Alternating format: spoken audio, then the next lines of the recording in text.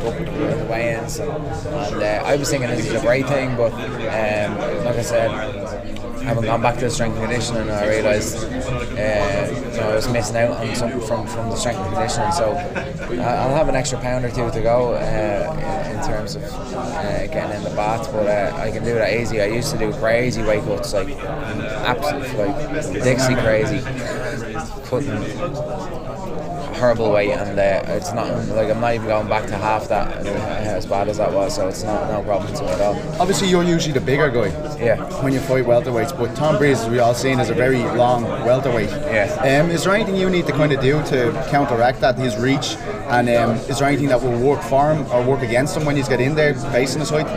Yeah, I mean, his height brings advantages, but also brings disadvantages. Like I said a few times, he's very, very skinny. If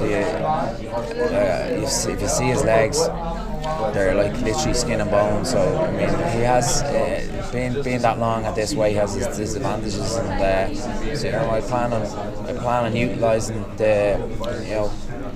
or taking advantage of his disadvantages and not playing to his strengths. And I mean, you're talking back to basics, Carl Pendred here, Cage Warriors style. You want to grind this one out, don't you? You want to make him very uncomfortable for these 3 rounds. Yeah, I want to make him break him physically and mentally. I want to crush him, and I feel like I'm back to that Carl Pendred that used to do that to people, and I enjoy it. I love that wilt when you have a hold of a guy and you've just been battering him, and you grab a hold of him again, and then you feel that wilt, and you know that's him just giving up. He doesn't want to be there anymore, and that's when you know they're done. Once they're done mentally, they're done physically. Thanks so much. Well, just last year's fight, some people, any kind of athlete involved in sports, will sometimes block out a crowd, but you seem to be a person who really kind of tries to feed off the crowd to help you in the octagon. Yeah, look, the Irish supporters are incredible when it comes to any sport. I mean, they were the talk of the Rugby World Cup, just like in the Euros a couple of years ago. The football, they were the talk of that championship. The Irish, when it comes to supporting their own, are phenomenal. And then when you're out there in front of 10,000, Irish fans, and they're just going absolutely crazy with pride and passion, it's hard not to feed off that. And I was in a bad position last year, and they gave me energy, and I don't want to rely on that again this year. But I'm going to feed off from the get-go and just use that energy from the start to implement it and put it on my opponent. He's quite young and inexperienced. That could make him very dangerous, though, coming up against an experienced fighter like you. Yeah, I think in terms of that, he is young, he's inexperienced, and I think he's got a bit of a confidence about him that maybe he's not so, I don't want to say doesn't deserve, but he hasn't really earned yet. He hasn't had the hard fights. He only had one fight in Cage Warriors, which is a big show. And then you look at the list of names of opponents he fought. Even the one guy he fought in the UFC, I don't think they're as high caliber guys as the guys I've been fighting, and they're nowhere near the caliber of guy I am. So I think that's the biggest difference, and that's what he's in for a shock. For that reason, once I get a hold of him on Saturday. There seems to be a sense with a lot of fighters, and you today as well, you kind of talk a lot about what you're going to do on the night. Is there no kind of keeping anything back, holding something back that maybe you might spring a surprise on fight night? Not really. I mean, some people have different game plans, but look, at the end of the day, just going in there to fight, and whether I'm telling you I'm going to what I'm going to do, it's there's only one way you can throw a right hand right straight. There's only one way you can throw a left hook. So I mean, I can't really give away any secrets. I'm going in there to fight my opponent. I'm going in there to beat him, and I don't think you can take too much away from that. I'm just focused on what I'm going to do, and regardless if he knows what I'm going to do or not, he's not going to be able to stop me. Tom was mentioning earlier, Carl, that they were sparring in TriStar, obviously on the back of the Joe Duffy News, sparring on Saturday evening in TriStar.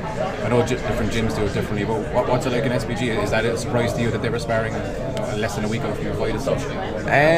We would spar out just over a week out from a fight, but there's no way anyone would be getting knocked out. So I don't know how, to be throwing a knockout shot, you can't throw a knockout shot by accident.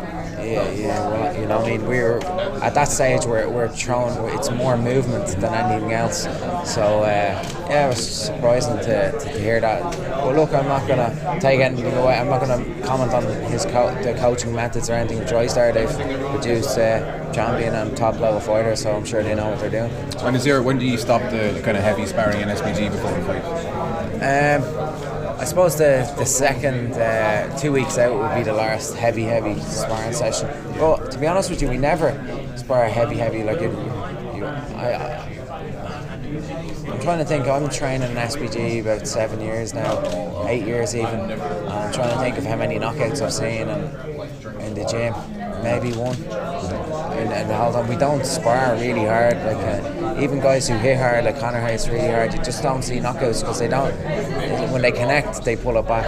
So it's something you rarely see. And is it like if you're, say for example, if you don't have a fight coming up with one of your teammates, is say fighting in 2 weeks' time, are you kind of conscious of saying, okay, look, I'm preparing him, I'm not going to be throwing big punches here? Yeah, that's always the way it is. You know, when there's a guy with a fight coming up, it's more about just making them work. It's never about punishing. There's no egos in our gym. I think that's the thing. I think that's the big difference because we all know each other. We're all friends. We're not trying to prove each other. Compared to a gym like TriStar, where all these guys are flying in from all different places in all over the world, and they don't really know each other. They're all trying to probably prove themselves to the other training partners and their coaches. They all want to be noticed. They're probably trying to get. Someone was probably trying to get one over and Joe Duffy. Oh, look, this guy main event in UFC.